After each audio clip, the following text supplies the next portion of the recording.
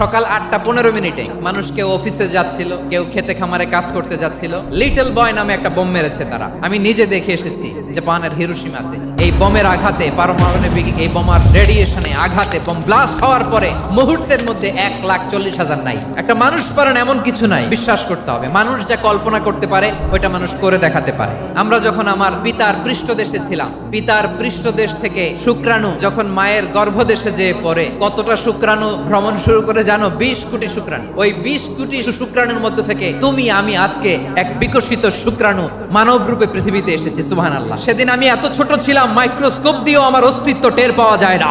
তারপরেও ওই প্রতিযোগিতায়, ওই কম্পিটিশনে যখন আমারে কেউ হারাতে পারে নাই, আল্লাহর জমিনেও আমারে কেউ হারাতে পারে না।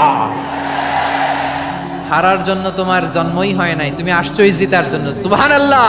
একটা কথা জীবনের সাথে সেট করে নিতে হবে, আমি জিতি নয় শিখি, আমি কখনো হারি না।